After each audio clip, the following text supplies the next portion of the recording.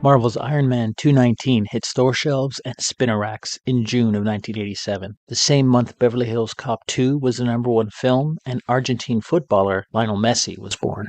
In the issue, Tony Stark makes a bid to buy the advanced technological firm Accutech. Just as he seals the deal, Tony comes face to face with the mysterious Ghost, who has the ability to phase through walls, be invisible, and get inside computers. The hunt is on as the Ghost promises to destroy Accutech and kill Tony Stark. The story continues in issue 220. The story was co-written by David Michelinie and Bob Layton. Michelinie had 2 successful runs on Iron Man with Bob Layton and was the first to introduce Stark's alcoholism into the storyline.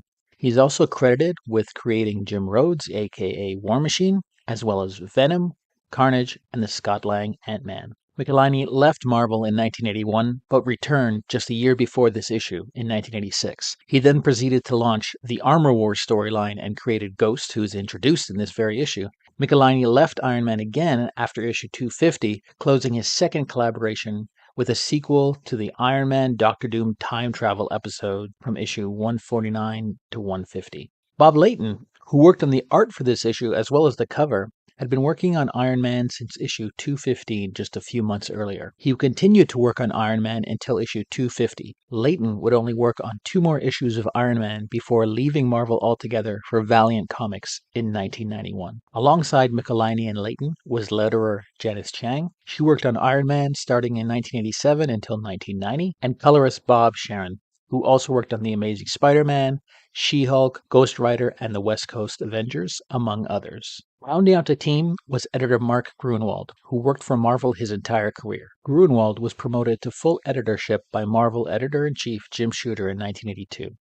His responsibilities included The Avengers, Captain America, Iron Man, Thor, Spider-Woman, and What If. A few months after this issue, Gruenwald became Marvel's executive editor. Gruenwald was famous for a perfect recollection of even the most trivial details. Jim Shooter is credited as editor-in-chief when this issue was released. Shooter is a controversial figure in the history of Marvel. Hired at the tender age of 13 for DC in 1965, Mort Weisinger, DC's sole editor for Superman, commissioned Shooter to write Supergirl and Superman stories.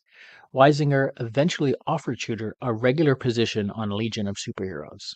In 1976, Shooter joined the Marvel staff as assistant editor and writer, and by 1978 he was selected to be editor-in-chief. With Stan Lee relocated to Los Angeles to better oversee Marvel's animation, television, and film projects, Shooter was largely in charge of the creative decision-making at Marvel's New York City headquarters. By 1981, Shooter saw success with the disco-themed Dazzler #1, who was a mutant with ties to the X-Men. Shooter's strategy of selling the comic in specialty comic shops instead of newsstands and spinner racks proved successful, and the issue was a hit. Shooter was editor-in-chief during the second Spider-Man-Superman crossover event and saw great success with Marvel Fanfare, Kazar, and especially Secret Wars. His success, however, was not without sacrifice. He is known to have angered and alienated a number of longtime Marvel creators by insisting on strong editorial control and strict adherence to deadlines. There have been numerous stories about his conflicts with artists like Steve Gerber, Gene Colan, John Byrne, and Marv Wolfman. Sadly, Shooter's intolerance towards the gay community came through in Marvel publications, as John Byrne was forced to conceal North Star's sexuality under Shooter's tenure. In fact, the only gay reference in Shooter's time as editor was an issue of The Incredible Hulk, where 2 gay men attempt to have their way with Bruce Banner in the shower of a YMCA. This was written by Shooter himself. Comics historian Frederick Louis Aldama says that Marvel, under Shooter's tenure, was widely considered homophobic, and longtime Marvel editor John Romita was quoted as saying, "Shooter had been great for the first 2 or 3 years. He got the creative people treated with more respect. He got us sent to conventions, first class, with our ways paid, and we thought the world of him. Then his Secret Wars was a big hit, and after that he decided he knew everything and he started changing everybody's stuff." Shooter was fired from Marvel on April 15, 1987, 2 months before this issue was released. There's some interesting firsts in this issue. It was the first appearance of Abraham Zimmer, a lowly Accutech employee who was at first considered a liability when he was the first to spot the Ghost within the Accutech walls. In later adventures, Tony came to recognize Abraham as a trustworthy and valuable employee. He eventually helped Tony continue to function after a malicious biochip almost ended his life. Abraham also froze Tony's body into a cryogenic state when he appeared to be dead. This is also the first issue to feature the Ghost. Within Earth 616, Ghost was hired by Carrington Pax of the Roxxon Oil Corporation to destroy Accutech research when they refused to sell vital research to Roxxon. The Ghost was hired to drive Accutech into bankruptcy. Initially a villain, the Ghost eventually turned antihero and joined the Thunderbolts. Hannah John Kamen portrays a female adaptation of Ghost named Ava Starr in the MCU film Ant-Man and the Wasp, and will reprise the role in the upcoming Thunderbolts movie. Iron Man is wearing the Silver Centurion armor in this issue. It is housed within a special briefcase that Tony carries around with him at all times. First introduced in Iron Man 200 from 1985, the Silver Centurion was initially intended for James Rhodes. However, once Tony used it in a fight against Obadiah Stane as Ironmonger, Stark kept the design for many months. It was used extensively against other armor users during the first Armor Wars until being destroyed with one of Firepower's powerful heat-seeking missiles. Rhodey shows an inclination for the Zagnut bar when looking for the cafeteria at Accutech, but is dismayed to only find Milky Way, which he dislikes, which is a curious choice as Milky Way is produced by Mars, an advertiser for this very issue.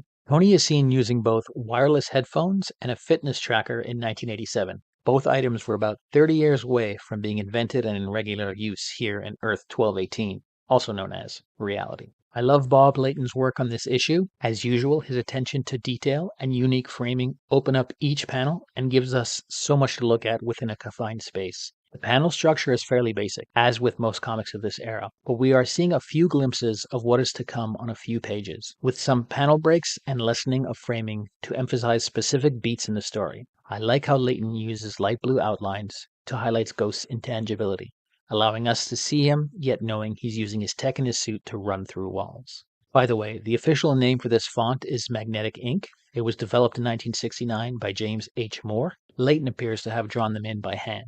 I found mint or near mint issues for sale on mycomicshop.com for $375, Key Collector Comics for $25, and there's a costly issue up for sale on eBay for $1,900.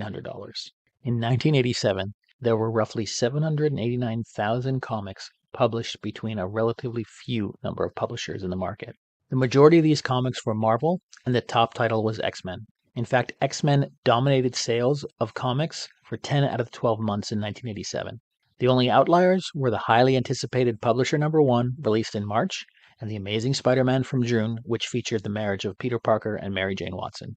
Just the year prior, in 1986, Marvel's parent company, Marvel Entertainment Group, was sold to New World Entertainment, which within 3 years sold it to McAndrews and Forbes, owned by Revlon executive Ronald Perelman. For more on what Perelman did to the company, check out my previous video.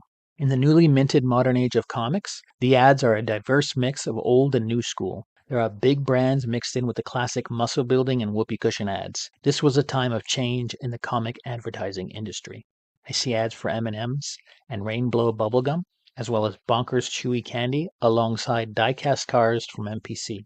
2 video cassette advertisements. The first is the animated series The Galaxy Rangers, and the other is a Josh Brolin 1986 film, Thrashing. Well, what do you thrash? What do you got? The back cover features a very eye-catching ad for the Laser Tag Game Handbook. The handbook explains details about gaming ideas, game setup ideas, and even how to play as either individually or as a team. Interestingly, the ad was for the book only, not necessarily the actual laser tag equipment. I guess it was really big back then. I was just 8 years old, but I didn't play laser tag until I was much older. Maybe I was too sheltered as a youth. Ads from American comics, comic conventions, and a collection of stores called Marvel Supermarts are all present.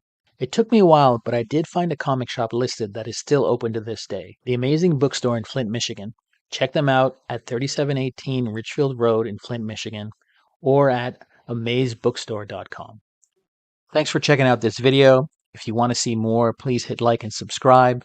If you have suggestions for comics you want me to deep dive into, please leave a comment below. Please help and support real artists. AI is great for a lot of things, but not for creating art and replacing artists. Thank you.